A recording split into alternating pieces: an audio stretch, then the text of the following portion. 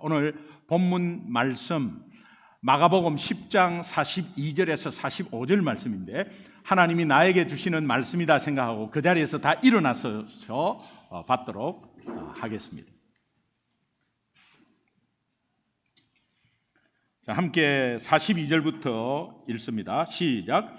예수께서 불러다가 이르시되 이방인의 집권자들이 그들을 임의로 주관하고 그 고관들이 그들에게 권세를 부리는 줄을 너희가 알거니와 너희 중에는 그렇지 않을지니 너희 중에 누구든지 크고자 하는 자는 너희를 섬기는 자가 되고 너희 중에 누구든지 으뜸이 되고자 하는 자는 모든 사람의 종이 되어야 하리라.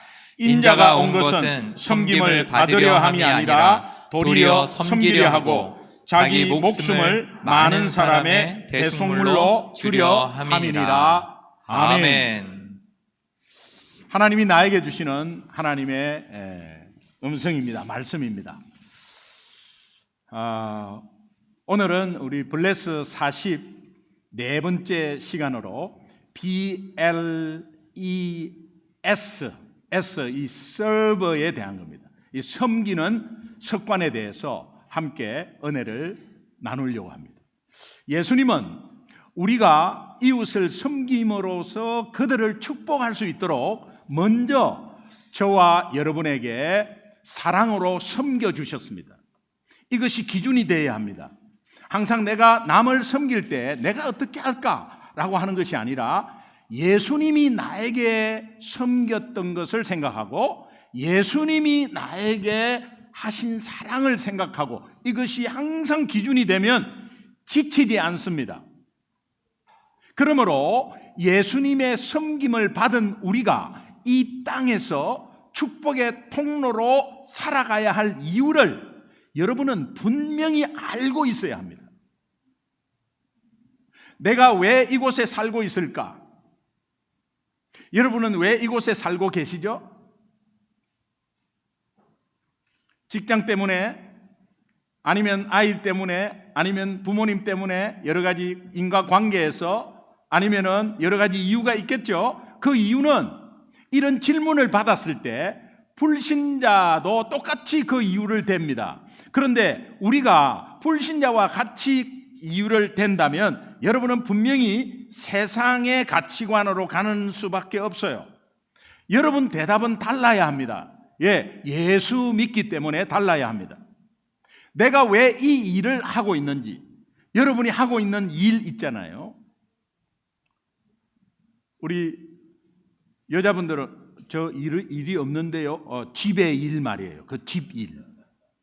내가 하고 있는 그 일을 왜 하고 있습니까? 먹고 살기 위해서 합니까? 먹고 살기 위해서 당연히 팩트가 그거죠. 이민 생활에 먹고 살아야 되니까 소수민족으로서 바짝 긴장하고 먹고 살아야 되니까 성실하게 열심히 해야죠. 그런데 그 일을 왜 하시냐 말이에요. 그 일을 왜 하시는가? 분명한 목적이 있어야 합니다. 만약에 여러분이 먹고 사는 것에 대해서 만약에 관심을 가지고 아니면 내 유익을 위해서 계속해서 일을 하신다면 불신자와 똑같은 삶을 살게 돼요. 그러면 단지 예수 믿는 것은 교회 나오고 안 나오고의 차이밖에 없어요. 제가 말씀드리지만 그렇게 하려면 예수 안 믿겠어. 저는 시간 웨이스트 타임이 다 지금 여기에 나와 있는 이 자체가 바보짓이에요. 그러니까 예배를 쉽게 빠질 수 있는 것은 그런 생각 때문에 그래요. 내가 왜 이 일을 하고 있는가? 목사님, 이민 올 때 공항에 픽업 나온 사람이 그 일을 해서 그냥 나 그 따라가다 보니까 그 일을 하게 됐다. 이것은 모든 사람이 그런 대답을 할 수 있어요. 그런데 예수 믿는 우리는 그렇게 대답을 하면 안 된다 이 말. 특별히 오늘 여러분이 소중한 교회를 왜 섬깁니까? 처음에 오실 때는 친구 때문에 왔고, 처음에 오실 때는 목사님 말씀이 내 마음에 딱 들어서, 또 처음에 올 때는 아이 케어가 좋았어, 여러 가지 이유가 있죠. 근데 그 이유로 계속해서 교회를 다니면 얼마 못 다닙니다. 여러분 꼭 명심하세요. 내가 왜 이 교회를 섬기고 있는가? 이 분명한 목적이 있어야 돼요. 다시 좀 기본적으로 들어가면 내가 왜 예수 믿고 있습니까? 예수 믿으면 한 번 믿으면 구원받은 것은 끝났는데 왜 계속해서 예수 믿고 있느냐? 문제가 있을 때 예수님께 기도 좀 하고, 두려울 때, 걱정될 때 좀 기도하고, 그러면요 불교하고 똑같아요. 불교가 나쁘다는 게 아니에요. 불교와 기독교의 차이점이 뭡니까? 제가 질문을 4개 드렸어요. 내가 왜 이곳에 살고 있는지, 내가 왜 이 일을 하고 있는지, 내가 왜 이 교회를 섬기고 있는지, 내가 왜 예수 믿고 있는지. 이 답을 창세기 1장 28절은 극명하게 우리에게 가르쳐주고 있어요. 하나님이 그에게 복을 주시며, 그 아담 하와이죠, 그에게 복을 주시며 하나님이 그들에게, 아담 하와에게 이르시되 생육하고 번성하고 충만하라, 땅을 정복하라, 바다의 물고기와 하늘의 새와 땅에 움직이는 모든 생물을 다스리라 하시니라. 하나님이 창조할 때 생명이 있는 물체에게는 3가지 축복의 명령을 하셨는데, 생육, 번성, 충만. 그리고 다 창조하고 나서 인간을 창조할 때 인간도 생명체이기에 생육, 번성, 충만은 똑같이 축복합니다. 그리고 나머지 생명체와는 존재가 다르다는 의미에서 2가지 더 축복합니다. 그것은 정복하고 다스리라는. 인간은 다른 생명체와 존재 목적이 다르다.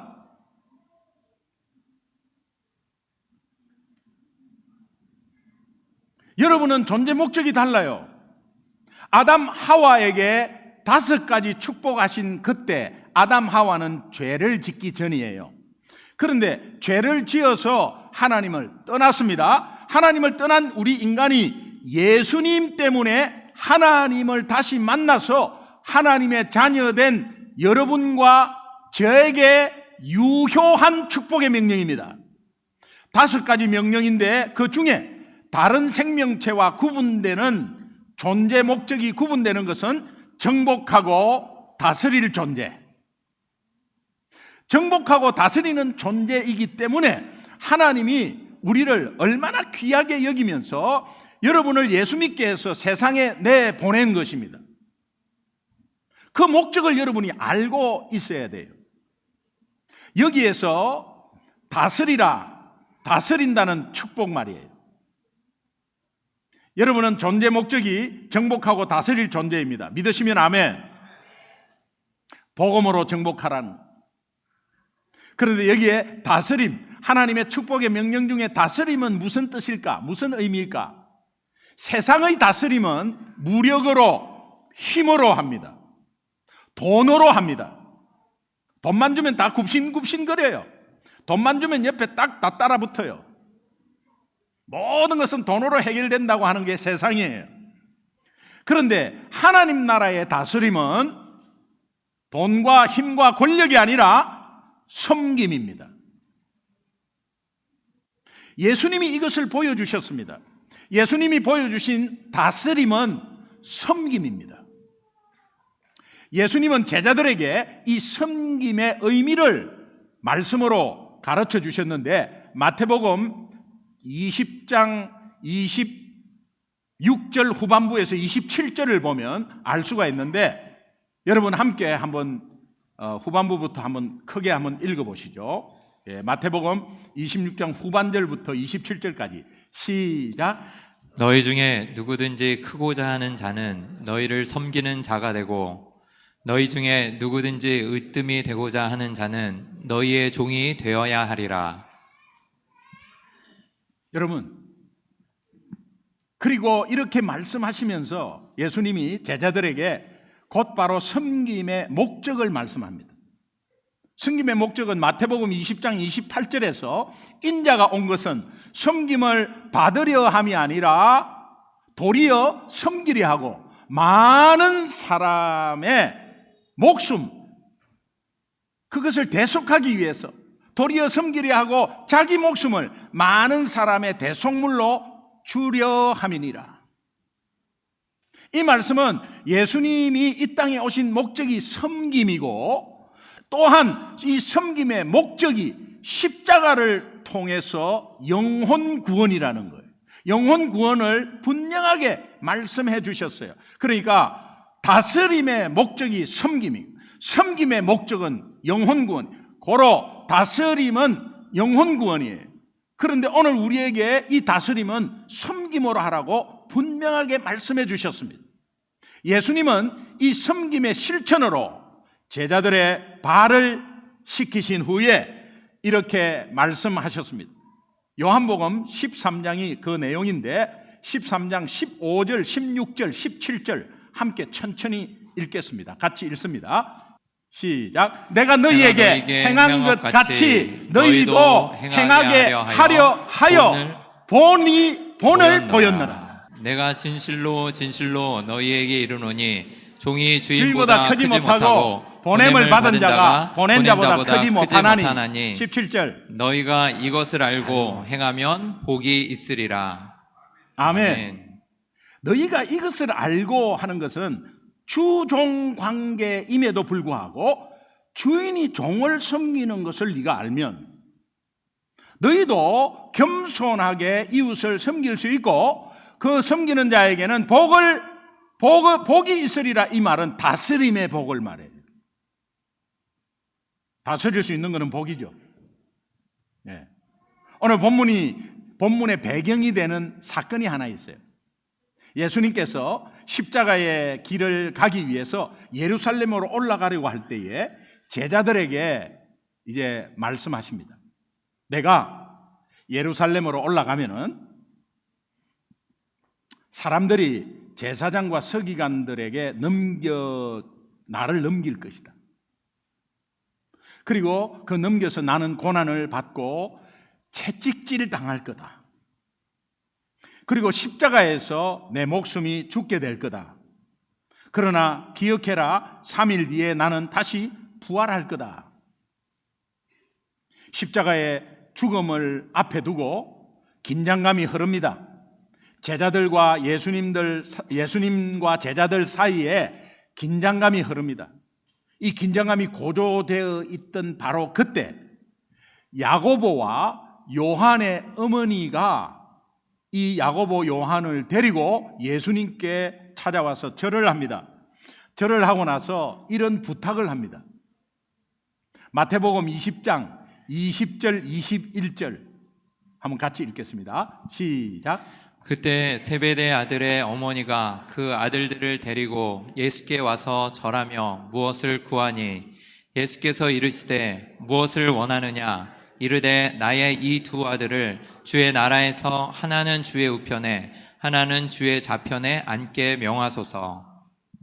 20절에 그때 십자가의 고난을 지금 말하고 있는 그때 세베대의 아들의 어머니가 그 아들들을 데리고 예수께서 와서 절하면서 무엇을 구한다. 무엇을? 이제 나의 두 아들을 주의 나라에서 하나는 주의 우편에 하나는 좌편에 앉게 하옵소서. 어머니의 치맛바람이 시작된 것입니다. 그런데 왜 다른 제자가 아니고 야고보와 요한인가? 야고보와 요한은 예수님과 친인척 관계예요. 세베대의 아들들의 어머니 했으니까 세베대의 아내라는 뜻이고, 세베대의 아내는 살로메라는 뜻, 살로메라는 사람입니다. 이 살로메라는 여인이 이제 예수님께 가서 당당하게 자기 아들을 지금 부탁을 해요. 살로메와 예수님의 관계는 무엇인가? 예수님의 육신적인 어머니 마리아의 동생이야. 이모 관계 아니겠어요? 그러니까는 요 친인척 관계 청탁인 거예요. 그러면서 왕이 되면 이 세상적인 왕을 말해, 메시아를 몰라 아직 세상적인 왕이 되면 내 아들 국무총리에 아니면 통일부 장관에 뭐 이렇게 이야기를 한 겁니다. 그러면 어머니가 이런 부탁을 할 때 이 두 아들 제자지 않습니까? 3년 반 동안 따라다닌 제자 야고보와 요한은 가만히 있었나? 가만히 있어도 문제예요. 그런데 마가복음 10장 37절에 보니까 주의 영광 중에서 우리를 야고보와 요한이 예수님께 직접 이야기하는 거예요. 이종 사촌지간에 이렇게 이야기하는 겁니다. 우리를 하나는 주의 우편에 하나는 주의 좌편에 앉게 해주세요.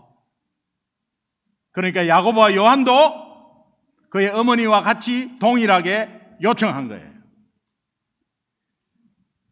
여러분, 예수님께 정치적인 권력이 있는 자리를 이 청탁한 것에 오히려 야고보와 요한은 3년 반 동안 따라다녔고 예수님이 어떤 분이라는 걸 알았다면 어머니,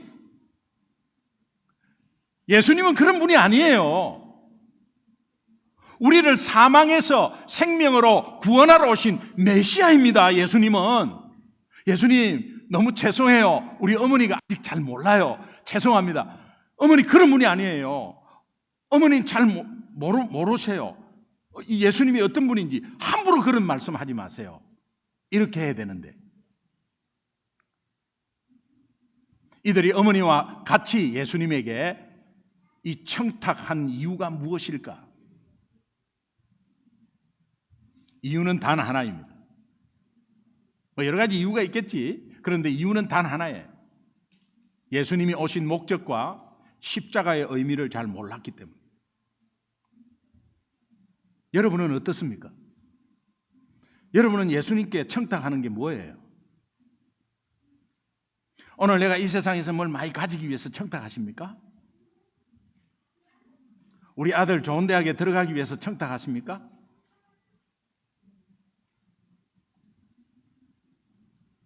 또 우리 학생들은 뭔가 내 앞에 벌어진 것에 해결 좀 해달라고 그 기도하지 말라는 게 아니에요.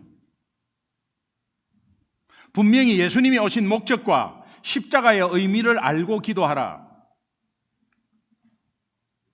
그렇다면 나머지 10명의 제자들은 야고보와 요한과 비교해서 좀 달랐나? 말 안 하고 있기 때문에. 그런데 마가복음 10장 41절에 보니까 10 제자가 듣고 야고보와 요한에 대해서 화를 내거늘.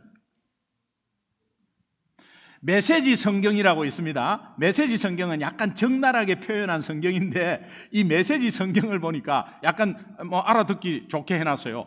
다른 10 제자가 이 대화를 듣고 분통을 터뜨렸다. 이 바로 와닿는 거죠. 와닿으면 또 바로 달아서 무슨 이야기가 있냐면 이 두 제자에게 아주 정나미가 떨어졌다. 이렇게 돼 있어요. 이 말이 맞아요. 저 밥만 없는 놈들, 예? 지만 저거 한다고 말이야. 우리 제껴놓고 아주 막 정이 뚝 떨어져 버린 거예요. 나머지 10명의 제자들이 화를 낸 것은 이들 역시 내가 예수님 다음 가는 권력과 지위를 갖고 싶은 욕망이 있었는 거예요. 예수님은 이런 수준의 제자들과 하나님 나라의 일을 함께 한다는 게 얼마나 답답하고 얼마나 절망스러웠을까. 그럼에도 불구하고 예수님은 제자들을 불러다가 또 다시 똑같이 가르칩니다.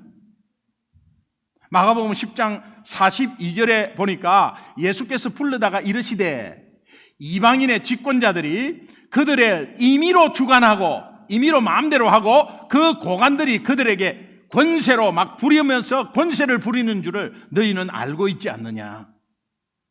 이 말은 하나님을 모르는 통치자들이 얼마나 위세를 부리며 그 권력에 얼마나 빨리 취해버리는가. 권력은 마약이에요. 국회의원 마약이에요. 재산 다 까먹고 동 떨어지고 3번 떨어져야 정신 차려요. 그럼 국회의원들 뭐 그냥 나쁜 사람이냐? 아니에요. 정치는 필요해요. 그런데 뭔가 좀 돈도 있고 뭔가 유명세를 해가지고 한번 해보겠다 하는 사람들, 아무 목적 없이 특별히 연예인들 지 좀 유명하다고 그거를 정당에서 이용합니다. 이용해서 그렇게 해가지고 할 때 이 권세가 얼마나 좋은지. 마약이야, 마약. 뇌가 바뀌어버린대, 사람이. 사람의 뇌가 바뀌어버린대. 자기 말에 꼼짝 못하게, 야, 너 죽은 척해. 이러면 딱 죽은 척하고. 이러면 얼마나 그 사람이요, 확 바뀌어요. 이 옛날 이야기인데, 우리 사관학교 때, 사관학교 들어가는 게 어렵게 들어갔잖아요. 그 엘리트들이죠. 그런데 제가 4년 동안 있으면서 사관생도 2명 죽었습니다. 맞아서. 왜 맞아서 죽었느냐? 그냥 가만히 있는 가운데 때리는 대로 가만히 있어야 돼요. 그래서 주먹으로 한 대 치면 장 파열돼 버려요. 장 파열되면 조금 있다가 얼굴이 새카매집니다. 그리고 가는 겁니다. 선배가 후배 지도했다고 하면서 끝나는 거예요, 그냥. 아까운 아들 그냥 그렇게 끝내는 거예요. 그러니까 저희들은 살아남기 위해서 잘 때 윗몸 일으키기 100개씩 하고 자요. 예, 그래가지고 뭐 그냥 가만히 있으면 퉁 하면은요, 퉁 튕겨요. 그러면 또 다시 또 앞에 서야 돼요. 그럼 때리는 사람은 약간 히스테리적인 게 이상해져 버려요. 그거를 때리면은 아프다는 건 누가 모르겠어요? 근데 잘못 맞으면 가는 겁니다, 이게.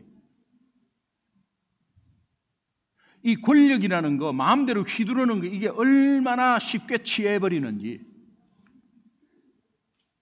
여러분 43절, 44절을 보면 너희 중에 그렇게 하면 안 된다는 뜻이에요. 너희 중에 누구든지 크고자 하는 자는 너희를 섬기는 자가 되고, 너희 중에 누구든지 으뜸이 1등이 되고자 하는 자는 모든 사람의 종이 되어야 한다. 그러면서 예수님은 당신이 이 땅에 오신 목적을 분명하게 말해줍니다. 우리가 너무도 잘 아는 마가복음 10장 45절 오늘 본문 말씀인데, 인자가 온 것은 섬김을 받으려 하는 것이 아니라 도리어 섬기려 하고 자기 목숨을 많은 사람의 대속물로 주려 함이니라. 믿으시면 아멘. 예수님이 우리를 섬기는 목적이 무엇인가? 그 섬김의 목적이 두 가지인데, 첫 번째는 십자가의 대속, 즉 영혼 구원하기 위함입니다. 첫 번째 이 예수님이 이 땅에 오신 목적이 섬기려 오셨고, 또한 이 섬김의 목적은 우리를 살리기 위한 대속물로 자신을 드리기 위해서 오셨다. 그러므로 우리를 향한 예수님의 최고의 섬김은 십자가예요. 결국 섬김의 최고의 목적은 영혼 구원이다. 두 번째, 살리고 회복시키기 위해서 섬긴다는 거예요. 우리가 사역을 하거나 어렵고 힘든 삶에 지쳐서 절망 가운데 있는 우리를 살리고 회복시키기 위해서 예수님은 지금도 우리를 섬기고 있어요. 우리를 통해서 남을 살리기 위해서 우리를 섬기라고 하시는 거예요. 또한 우리의 섬김을 통해서 이웃이 살아나고 회복되는 역사가 일어납니다. 그래서 우리는 섬김의 축복의 통로입니다. 믿으시면 아멘. 요한복음 13장에서는 유월절 전에 예수님께서 제자들의 발을 씻기는 장면이 나옵니다. 원래 이 발을 씻긴다는 것은 종이 주인에게 발을 씻깁니다. 예수님 때에 비포장 도로고 다 슬리퍼 같은 거 신었거든요. 그 슬리퍼 같은 거 하루 종일 하면 먼지가 꽉 차인다. 집에 들어오면은 이제 종이 신발을 벗겨서 주인의 발을 씻겨줘요. 또 이제 집주인은 오는 손님이 오면 그 발을 씻겨줘요. 그래서 예수님이 이 표현을 한 거예요. 종이 주인을 씻겨주는 것은 당연한 거다. 근데 주인이 종의 발을 씻겨준다. 이런 교육을 다 이제 시켰습니다. 그리고 이제 유월절 식사가 시작돼서 예수님과 함께 그 유월절 식사가 되면 사람들이 제법 모여서 이제 집집마다 다 식사하는데 다 손하고 발을 다 씻거든요. 그때 이제 이런 현상들이 일어나는 겁니다. 그러니까 낮은 자가 와서 높은 자의 발을 씻겨주고 이제 그렇게 하는 거예요. 그래서 그러나 우리는 그렇게 하면 안 된다. 우리는 그렇게 하면 안 되고 높은 자가 낮은 자의 발을 씻기는 게 진짜 섬김이다. 이렇게 지금 계속 가르치고 있거든요. 그렇게 해서 6월절 식사가 시작됐어요. 그리고 예수님과 함께 식사를 같이 하려고 지금 자리에 모였습니다. 제자들 중에 누군가가 예수님의 발을 씻어주는 사람은 하나도 없었어요. 그리고 제자들끼리도 발을 씻겨주는 게 없어요. 그냥 더러운 발로 다 들어가고 멍하게 가만히 앉아 있는 거예요.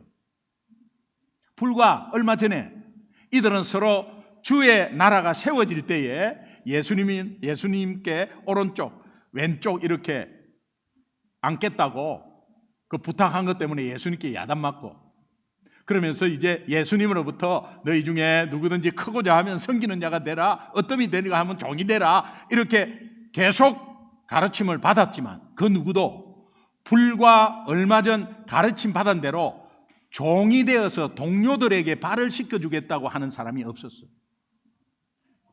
우리 같으면 그런 교육을 좀 받으면 그래 내 친구한테 한번 해주자. 내가 친구하고 친구보다 똑똑한 게 뭐 더 있겠나? 그래 해주자. 그리고 예수님도 계시고 하니까 그냥 친구한테. 그리고 베드로라는 사람은 수석 제자잖아요. 그럼 베드로가 빨리 그냥 제자들에게 발을 씻으려고 이렇게 해야 되잖아요.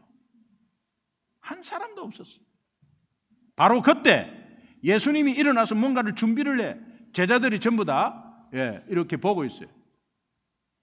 여러분 이 새 새끼들 보면은 어미가 뭔가 이렇게 뭘 주려고 하면 전부 다 똑같이 이렇게 이렇게 그거 같이 예수님이 뭐하나 이렇게 보고 있는 거예요. 그때 대야를 이렇게 준비하고 뭐 수건을 두르고 이렇게 하는 모습이 보였어요. 근데 제자들이 가만히 있었어. 그때부터 이제 한 사람 한 사람 예수님이 제자들의 발을 씻겨주는 거예요. 굉장히 더러운 발이에요. 심지어 예수님께서 발을 씻긴 제자 중에 자신을 팔 생각을 하고 있는 가롯 유다도 포함되어 있었어요. 여러분 예수님 입장에서 보면 이제 가롯 유다 차례가 딱 왔을 때는 아니야 얘는 아니야 이렇게 할 수 있잖아요. 왜? 분명히 알고 있었거든요. 우리는 사람을 보고 행동을 보고 저 사람이 나에게 어떻게 해준다는 걸 보면서 섬깁니까? 아니에요. 여러분 이것은 무엇을 의미합니까?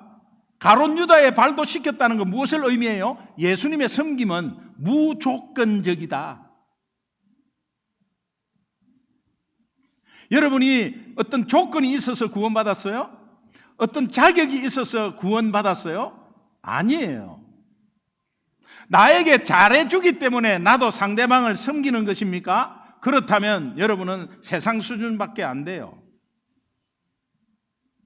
나도 분명히 상대방에게 대접을 받았기 때문에 대접한다. 그거는 좋은 거죠. 좋은 거지만 주님이 가르쳐 주신 거 아니에요. 늘 저 사람이 내 편에 섰기 때문에 내 편이기 때문에 내가 저 사람을 섬깁니까? 아니에요. 내 말을 잘 듣기 때문에 내가 시키는 일을 잘 해내고 나에게 어떤 이득을 가져오는 사람이기 때문에 내가 섬겨야 합니까? 아니에요. 만약에 그랬다면 예수님은 우리 자체를 아예 구원을 시키지 않았어요. 제가 늘 간증을 했던 메릴랜드에 2001년도에 메릴랜드에 가가지고 어떤 한 장로님에게 핍박받았다 그랬죠? 그 장로님이 나를 얼마나 무시했는지 몰라요. 그 당시는 제가 이렇게 생각했어요. 수모를 당한다. 저한테 이렇게 이야기했어요. 수준을 알아야지. 어디 감히 우리 교회가 어떤 교회인데, 우리 교회는 엘리트들이 모인 교회인데 수준을 알아야지. 그러면서 나를 언제 돌아가실 거냐고. 수준을 알아야지. 그때 깜짝 놀랐어요. 왜? 이 장로님이 저를 본 지 얼마 안 됐는데 어떻게 내 수준을 이렇게 빨리 알았나? 깜짝 놀랐어요. 근데 기분이 나쁘잖아요, 사실은. 인간이니까. 그런데 기도하는 가운데 하나님이 주신 마음으로 제가 담임 목사님한테 목사님 그 장로님 댁을 한번 제가 방문하고 싶습니다. 여러분 저는요 전도사도 아니야. 간사야 간사. 풀타임인데 간사 스텝이야 스텝. 그런데 그 스텝이 장로님한테 신방을 간다. 택도 안 되는 소리지. 어디 감히. 그런데 제가 담임 목사님한테 제가 한번 찾아가서 제가 좀 개인적으로 말씀을 좀 나누고 싶은데 어떨까요? 담임 목사님이 그런 마음을 하나님이 주신 것 같다고 그렇게 하시라고. 그래가지고 이제 제가 일부러 뭐 갔는데 장로님 제가 장로님 신방 좀 하려고 하는데 택도 안 되는 소리지. 어디 간사가. 그래서 그냥 그쪽으로 가서 전화하면서 장로님 댁에 일이 있어서 왔는데 여기 근처가 바로 장로님 댁이라고 들었습니다. 제가 장로님 댁에 커피 한 잔 먹으러 가도 돼요? 그러니까 그 장로님이 그래요 오세요 이렇게 안 했어. 우리 집에 왜 와요? 그때 장로님 제가 언제 일부러 장로님 댁에 오겠습니까? 그냥 여기에 일 때문에 왔다가 바로 옆이 장로님 댁이라 해서 한번 뵙고 싶습니다. 제가 2번, 3번을 이야기하니까 오세요. 똑같습니다. 오세요. 그래가지고 이제 들어갔어요. 들어가갖고 이제 뭐 당기지도 않아요. 그냥 문 열면서 가버려. 그 문 열어주는 거는 들어오라는 이야기야. 그래서 그냥 들어가서 신발 벗고 들어갔어요. 들어가가지고 소파에 떡 앉아서 이제 앉으세요. 그래. 그때 제가 소파에 앉지 않고 장로님 앞에 무릎을 딱 꿇었어요. 내가 각오하고 갔거든요. 하나님 시키는 대로. 무릎을 딱 꿇었어요. 그 편히 앉으세요. 여기 위에 소파에 앉으세요. 아닙니다, 장로님. 그리고 딱 권사님이 옆에 앉았어요. 딱 무릎을 꿇었어요. 그렇게 이상하잖아요, 지금. 뭔 잘못이 있어갖고 지금 무릎을 꿇란 말이에요. 그래, 무릎을 꿇었어요. 그때 이랬어요. 장로님 도와주세요. 저는 생명을 살리러 전도 간사로 여기에 풀타임 사역자로 초청받아서 한국에서 왔습니다. 너무 먼 거리고 아이들 데리고 다 왔습니다. 장로님 도와주세요. 장로님이 도와주시면 저 장로님 잘 섬길게요. 장로님이 도와주면 장로님 잘 섬길게요. 그때 장로님은 내가 뭐 도와줄 게 있나 그때 옆에 권사님이 당신 그만하세요.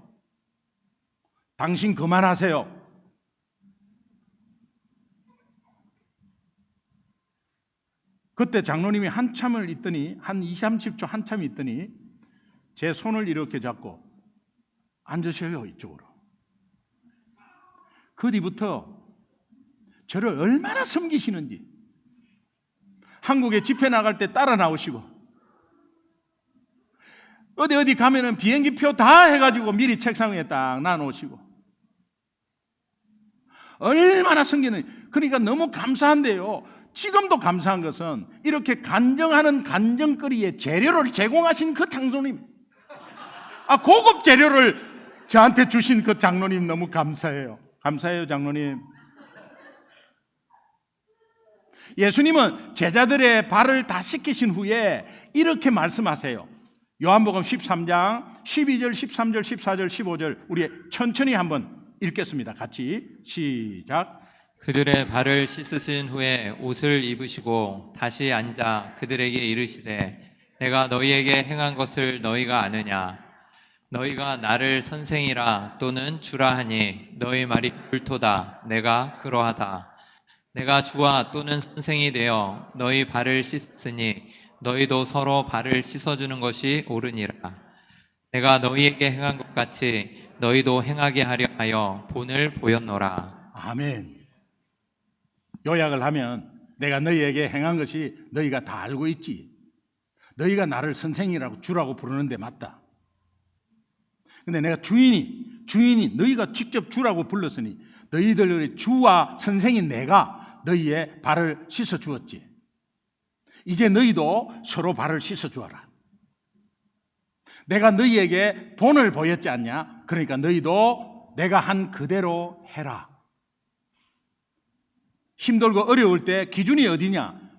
예수님이 나한테 해준 것처럼 하나님이 나를 사랑한 것처럼이 항상 기준이 돼야 된다.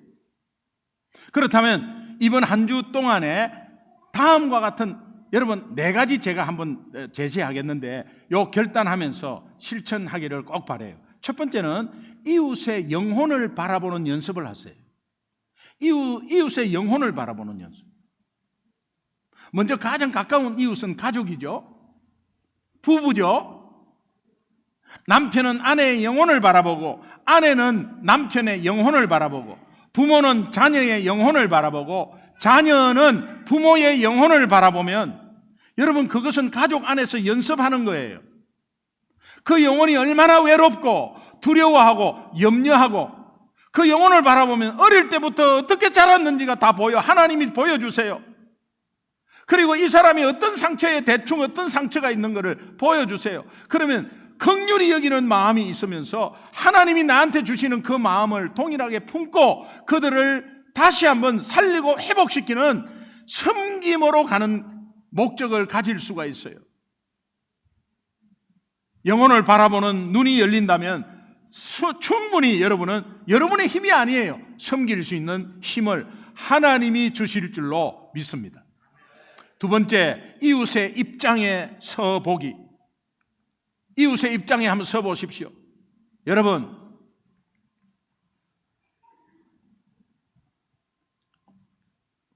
누가 내가 섬길 이웃인가 한번 찾아보세요.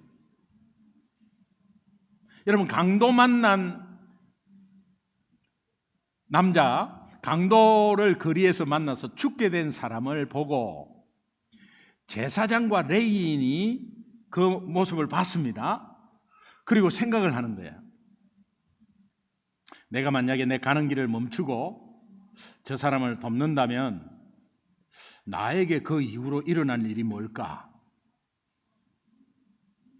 교통사고가 났어요. 잘 가다가 교통사고가 났는데 저 교통사고에 지금 사람이 다쳤어요.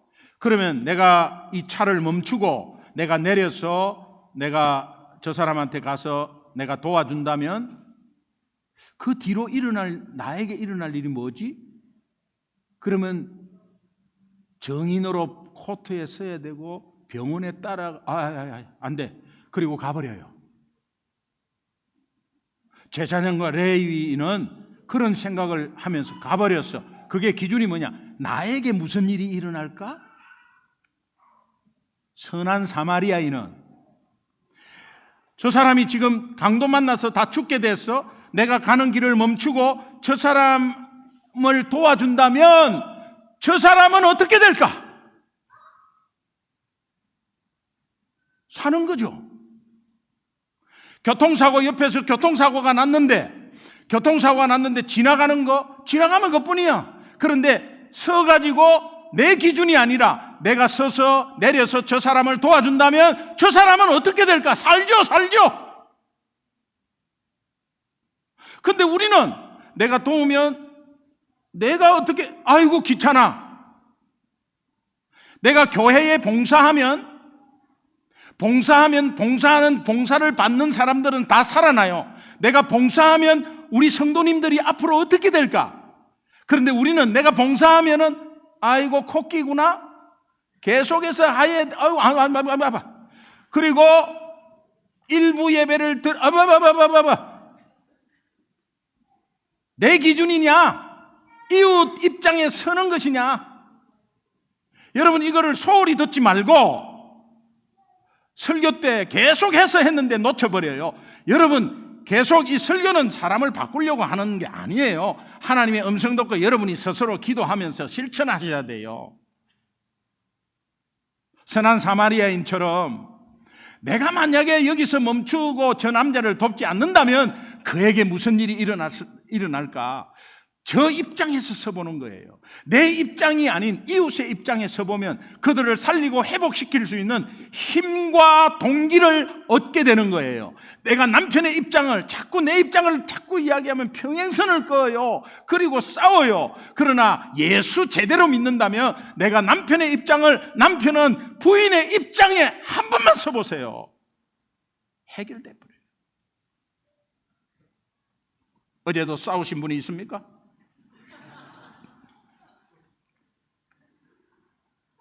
세 번째, 교회에서 봉사하기. 교회 공동체에서 내가 받은 은사대로 필요한 것에 자원하는 마음으로, 기쁜 마음이죠. 자원하는 마음으로 찾아가서 봉사하는 것은 하나님 나라 세우는 데에 굉장히 귀한 섬김의 실천이에요. 그러나 이 섬기지 않는다고 우리가 남을 판단하고 하면 그거 더 죄예요. 그리고 못 섬기는 것에 대한 죄책감 가지는 것도 하나님이 원치 않아요. 중요한 것은 예수님이 나를 섬겼기 때문에 내가 한번 섬겨보려고 하는 거예요. 그 힘이에요. 나의 작은 용기 있는 실천이 주님의 몸인 교회를 든든하게 세우고 한 영혼을 살리고 회복시키는데 소중한 동력이 됨을 잊지 마시기 바랍니다. 네 번째, 담을 좀 넘어서 열방을 섬기기. 우리가 선교사 재충전 수련회 1년마다 한 번씩 하면서 우리 온 성도가 마음을 모으고 함께 시간을 내고 또 중보하고 하면서 같이 공동체적으로 한 마음을 들고 선교지와 그 가족 선교사를 섬기는 것, 대표적인 예예요. 열방을 섬기는 것. 시간과 마음을 드릴 때 하나님 나라 확장에 어떠한 영향력이 있는가? 여러분 보십시오. 선제충을 마치고 나서 그 뒤에 영향이 얼마나 큽니까? 또 귀하신 선교사님들을 섬기고 선교단체를 섬기는 거 우리 교회가 할 일이에요. 이제부터 내 방식대로 내 생각대로 행동하는 것을 멈추십시오. 그리고 먼저는 이웃의 영혼을 바라보는 연습하십시오. 그리고 그들의 입장에 한 번만 서보십시오. 그리고 이 지체와 함께 열방을 섬기는 마음을 가지는 것은 하나님 아버지의 마음을 가지는 거예요. 그때 예수님의 습관에 따라 여러분의 삶이 이웃을 섬기는 습관으로 변화될 것입니다. 이웃을 섬기는 것이 한 주간에 조금이라도 실천되는 은혜가 있기를 주님의 이름으로 축원합니다. 아멘. 우리 합심해서 한번 기도합니다.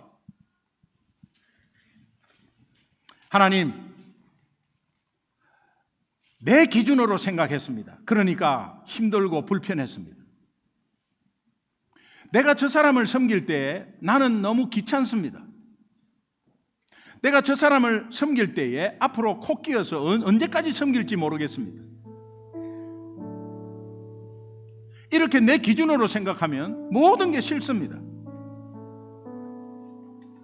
예수님은 우리를 기준으로 이 땅에 오셨습니다. 예수 믿는 자는 그렇게 하면 안 됩니다. 우리는 이웃의 입장에 서서 내가 저들을 조금만 도운다면 저들의 삶이 어떻게 될까? 내가 아이들을 조금만 섬긴다면 저 아이들이 앞으로 어떻게 될까? 이웃을 먼저 생각해 보십시오. 지금까지 그렇게 되지 않은 것에 여러분이 회개하시고 하나님 앞에 오늘 예배를 통해서 여러분들이 결단하기를 원합니다. 하나님, 이제 섬김의 도가 저에게 왔고 하나님이 어떻게 섬기라는 것을 가르쳐 주신 말씀이 있습니다. 이 말씀 붙잡고 제가 연약한 부분 성령께서 고쳐주시고 이웃을 온전히 섬길 수 있는, 특별히 가정에서 남편이 아내에게, 아내가 남편에게 같이 서로의 입장을 바꿔 생각하고 그 영혼을 바라보며 섬길 수 있는 은혜를 허락하여 주옵소서. 우리 주여 한번 부르고 함께 기도하겠습니다. 결단하겠습니다. 주여